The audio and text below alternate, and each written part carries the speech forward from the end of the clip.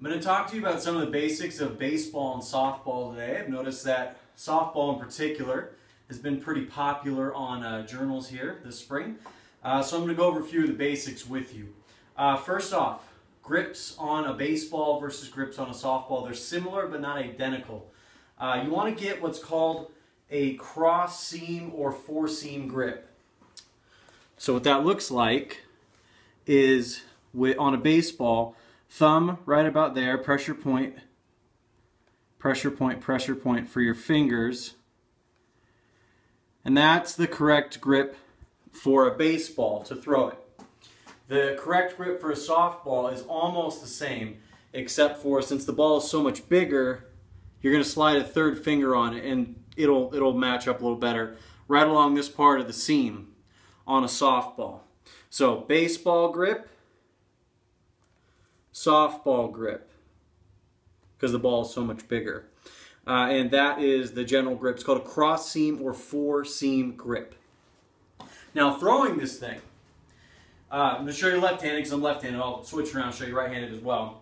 But what you want to do, if your target is out that way, you want to bring your elbows up about shoulder height, and you want to break your hand away, ball and glove, and you're going to point that glove at that target, and you're going to point the ball back about a 45-degree angle, not all the way back, not out here, but at a 45-degree angle, and then you're going to push off of that back foot and rotate with your hips, releasing the ball out in front of your face, and you're going to cross over with your hand to follow through on the throw. So it looks something like this.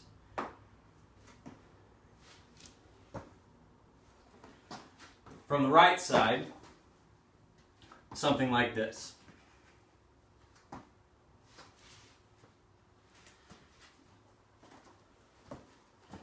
I'm going to show you the batting stance real quick, mainly focusing on the grip of the bat, but before I get to that, catching the ball. So you want to have feet a little wider than shoulder width. You want to have an athletic stance, so that means that you're going to put pressure through the balls of your feet right here. And you want to have both hands up and in front of your chest. And ideally, you move your body so that you catch the ball somewhere in the middle of your chest as you're playing catch. That's how you do it correctly. Now, as far as batting goes, the grip is hugely important. I won't get into specifics of why, because I'm not doing a full-on coaching thing here, but this grip is too loose. This grip is too tight. This is what I see more often than not. Not good. Not good. Ideal. Somewhere in between. And the reason for that, the basics reason for that, is if you grip it too tight, then you can't have the correct flexibility of the bat through the strike zone. It does this, creating an uppercut.